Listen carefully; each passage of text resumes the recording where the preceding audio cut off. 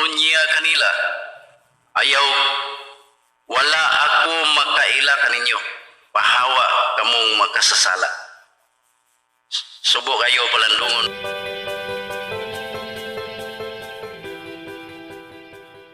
Atong pagabasahon, doon na tayo Biblia di maigsoon. Atong pagabasahon, makita gini sa sinulat ni Mateo. San Mateo Kapitulo 7 versikulo 1 paingon sa matud pa diri sa Mateo Kapitulo 7 versikulo 21. Nayon diri dili ang tanan magtawag kanako Ginoo makasulod sa gingharian sa langit. Kundili kadto lamang nagtuman sa kabubuton sa akong amahan nga atua sa langit. 22. Kung moabot na ang adlaw sa paghukom, daghan unya ang moingon kanako, Ginoo, Ginoo, dili ba sa imong ngalan nagsangyaw man kami sa mensahe sa Dios o pinaagi sa imong ngalan gihinginlan namo ang mga yawa o naghimo kami daghang mga milagro.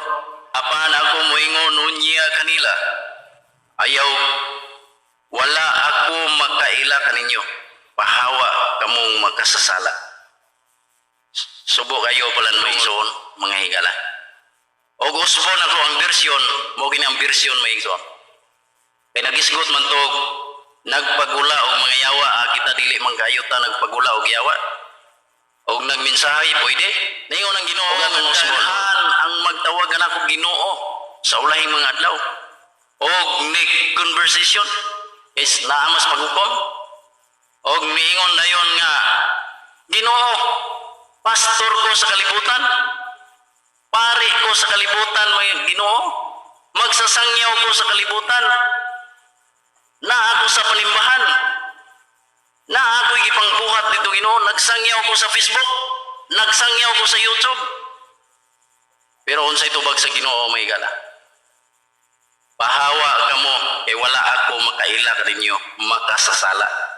Kung atong balikon ang bersikulo may igsoon, unsa may rason ngano man nakaingon man ang Dios niini atong larohon ningon diri dili dili ang tanan nga magtawag kanako Ginoo makasulod sa gingharian sa langit kundili kadto lamang nagtuman sa kabubuton sa akong amahan nga atua sa langit.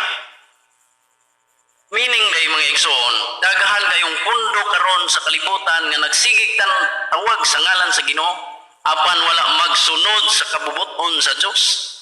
Unsa man day ang kabubuton sa Dios?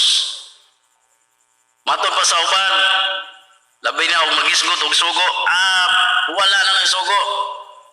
Og magisgot og balahod, panahon na ng Moises.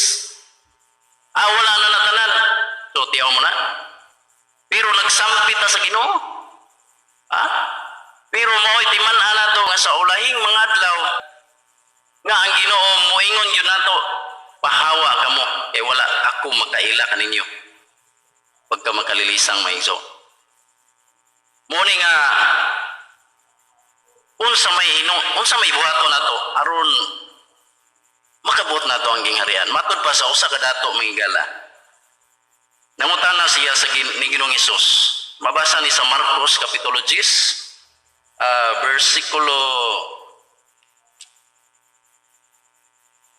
17, paingon sa 22. Ayon siya, sa diha nga mulakat, no? Lahi ni nga version may ison, lakat o mulakaw, maura ni siya. Sa diha nga mulakat na unta si Jesus, may tao nga midagan nga kaniya, miluhod sa iyang atubangan. Og nangutana, maayong magtutudlo, unsa may kinahanglan kong buhaton, aron madawat ko ang kinabuhing dayon. Nangutana siya. 18, nangutana si Jesus kaniya, nganong miingon ka man nga ako maayo? Walay maayo gawa sa Dios. Okay? Muna yan tubag. 19, nahibalo ka sa mga sugo. Yaw mo na, gisukmat mga igsoon, nakabalo ka ba sa sugo? Ayaw pagpatay, ayaw panapaw, ayaw pangawat, ayaw pamakat, ayaw palimbong, tahura ang imong amahan ug nahan. Mao ni ang giingon ni Ginoong Hesus sa usa ka dato nga nagdagan nga nangutanan niya mahigala. Og bersikulo 20, mitubag ang tao, magtutudlo, nagtuman ako ni ining tanan. Tanang sugo, sukad pa sa akong pagkabatanon, nahigugmaon si Hesus nga mitutok kaniya og namulong. Pagtubag sa dato, mahigugmaon, nindot kayo may mga higala.